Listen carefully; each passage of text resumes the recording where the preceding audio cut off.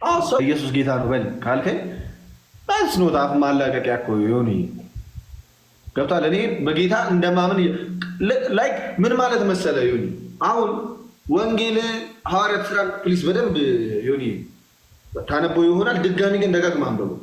ሐዋርያት ሥራ ምን ያሳያል?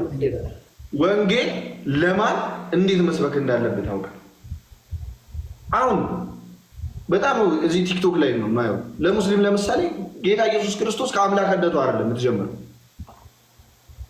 ከአምላክነቱ አልጀመረም። ሐዋርያት ሲያስተምሩ ጌታ ኢየሱስ ራሱ ሲመጣ መጀመሪያ የሚናገረው ቃል እውነት መሆኑን ማሳወቅ ነበረ ዓላማው አይደል? ስለዚህ አንተ እያልከኝ ያለው ማረገው ቦታው ላይ አይደለም የተናገረው ነው እያልከኝ ያለው።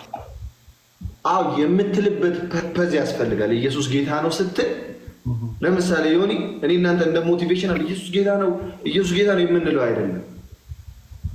ያ አንደኛ ማመንህን ማረጋገጫ ነው ኢየሱስ ጌታ ነው ስትል ሰይፍ ሲኖር፣ ሁለተኛ የማያምን ሰው የምታሳምንበት ምስክርነት አይደል? ምስክር ማለት ነው ማለት አንድ የማያምን ሰው አንድ የሚያምን ሰው አንድ ደግሞ መካከለኛ ያስፈልጋል። ለምስክር ዳኛ ያስፈልጋል አይደለ? እንጂ እኔ እናንተ ለምሳሌ ይሄ ነገር ሃይላንድ ለመሆን ምስክር አያስፈልገንም። ሁለታችንም እናምናለን አይደለ? ምስክርነት ማለት በማያምንና በሚያምን ሰው መካከል ያለ። አይ ሃይላንድ አይደለም ብራንዱ ሌላ ነው ብለህ ላሸነፈ እኮ ይችላል። አክቹዋሊ ሃይላንድ አይደለም የሚባለው። ሃይላንድ አይደለም ሃይላንድ አይደለም ሌላ ነው። ሃይላንድ ስለሚባል ነው በተለምዶ። አይወይ ግን ምስክርነት እንደዛ ነው ይሁን ላይክ እቺ ግን አይ ምን መሰለ ሲቀጣጡ ይመስለኛል ከመጀመሪያው ጀምሮ እሱ ስለ መጽሐፍ ቅዱስ እያወራ ነው። አሁን እንትናን ካየው ከተጫወከ እንዳልክ ጋር የትም ቦታ ብትሄድ ካሁን በኋላ ስለ ስብከት ነው የሚያወራ። የትም ቦታ ላይ ትሬንዱ ነው እንዳልክ። እኔ አሁን ለምሳሌ በቦታው ላይ ነው ብዙ ነገር መነጋገር የምፈልገው ቦታው ሲሆን ቦታው ላይ። አሁን እንዳልክ ግን ሙሉ ነገር ስታወራለት ደስ የሚለው ስትሰባበት ብቻ ነው። ዛሬማ ብንጫወት ትቀጠቅጠኛለህ። ቀጥቅጠኝ እያለ መብት ነው እና ገብተዋል። ብዙ ጊዜ አሁን እንዳልክን ካየኸው በየትኛውም በኩል እኔ ሪያው ቴስት አደረኩት። ምን አልኩት መሰለህ? አብረን እያወራን ስለ ጌታ ቤታየውን ብታገባ ደስ ይለኛል።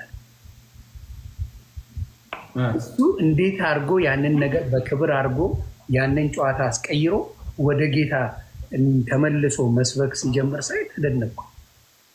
ለማስቀየር እንኳን ፈልጌ ጨዋታው ቤታየውን እኮ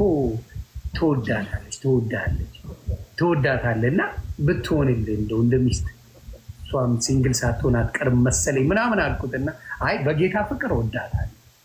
አይ እንደዛ አይነት ነገር አይደለም እኔ አሁን በጌታ ጸልይላታል ብሎ ላጥ ብሎ ወጥቶ መልሶ ወደ ክርስትና ህይወቱ ገባና እንትናን ካየኸው ማን ነው እንዳልክ ከክርስቶስ ውጪ እንዲወራለትም ማውራት የሚፈልገው ነገር ሶሻል ሚዲያ ላይ የለም። ለረጅም ጊዜ ያለው ትሬንድ ነው እና እሱ ጋር የምትጫወቱ ወንድምና እህቶቼ ካላችሁ ቅሬታ እንዳይሰማችሁ። ስለ ወንጌል ብቻ ነው መስበክ የሚፈልገው። በምንም ነገር ስታወሩት እንዳልክ ከጌታ ውጪ ማውራት የሚፈልገው ምንም ነገር እንደሌለ እንድታቁለት ነው። ሸክ ጀድ ይሉሃል። እፎይን ያየነው ነገር እፎይን ክትፎ ቢያደርጉት ደስታቸው። እንግዲህ ንግግር ነው የተናገረው። እስልምና ፍቅር ከሆነ ናቆች ብለን እንነጋገር ይሉት ነበረ። ሸክ ጀዲ ነው ጭቡቴው። ይህን ስለሚያውቁ ኢትዮጵያ ያሉ ማናቸው መናገር እየፈለጉ አይናገሩ። እኔ ጥግ ድረስ ይችላል። ይሄ ነው ልዩነቱ። ያ እስልምና በደንብ አድርጎ ይሄን አስተምረዋል። አጥፏቸው የሚል ትምህርት አለ። ሲጀምር ካፊር ብሎ ነው የሚጀምረው፣ ከሃዲ ብሎ ነው የሚጀምረው። ክርስትና ካፊር ነው የሚለው። ስለዚህ ኢትዮጵያ ላይ እንዳልክ መናገር የማይችለው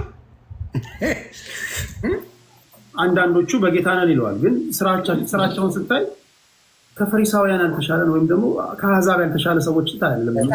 ማቴዎስ 7:24 ስለነሱ ይናገራል። የጌታ ቃል ነው። ስፔሲፊክ አድርጎ ነው ጌታ ኢየሱስ ክርስቶስ የሚናገረው። የአባቱን ፍቃድ የሚያደርግ መንግስተ ሰማያት እንደሚወርስ ነው የሚናገረው። የአባቱ ፍቃድ ደግሞ በጌታ በኢየሱስ ክርስቶስ አዳኝነት ሆኖ በሱ የሚኖረው ነው ልትድንበትለት ይችላል።